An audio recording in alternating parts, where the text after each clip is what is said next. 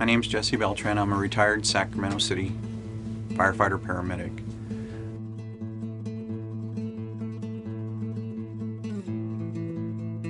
I was on duty and I heard a dispatch call go for a kidnapping of a 4 or 5-year-old girl.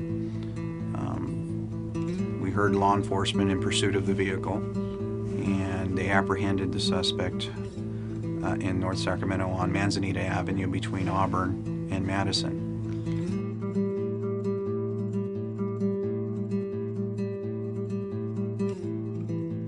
We had a sense that something was going to go wrong, so we were listening on the radio, and we ended up being right there on scene as they apprehended the suspect.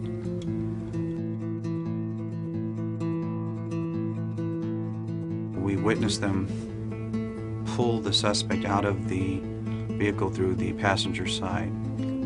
We witnessed him being beat up, and eventually he was beaten to death.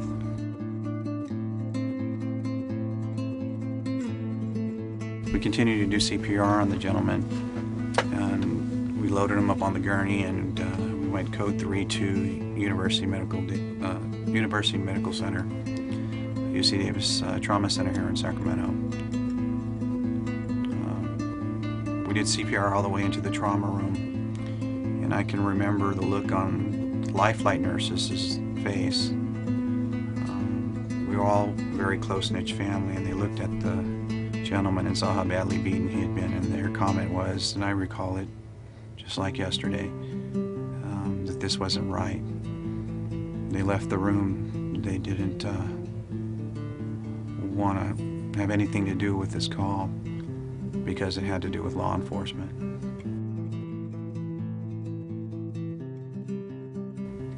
The following day after this incident, I tried to report this to my supervisors, and me being a young man of only 23 years old at the time, was told to keep my mouth shut, that the sheriff's department would beat the living daylights out of us, and they would blacklist us. Both Craig Stevens and myself wanted to write a report, but were told not to.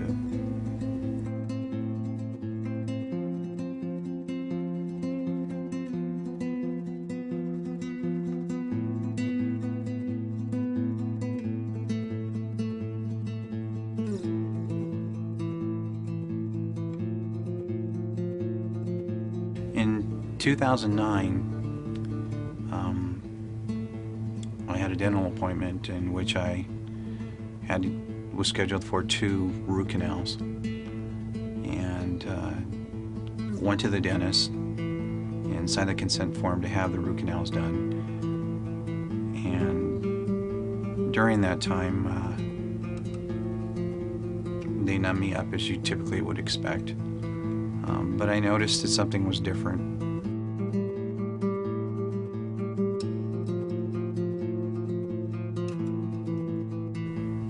I never consented to being knocked out. When I woke up, only one of the root canals had been done, but I was told that 2 had been completed.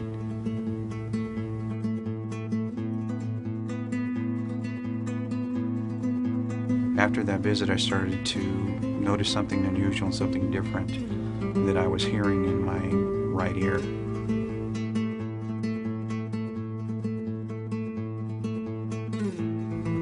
My background is, along with being a firefighter paramedic, is very technical, and I had an IT company and an ISP in the past, and I did proprietary programming. So I'm very familiar with electronic technologies. And what I could hear was a high-pitched whine, which you would assimilate with what is called 60 cycle.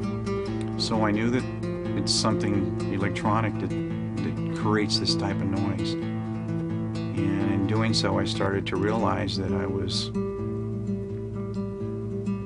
implanted with what is called an RFID.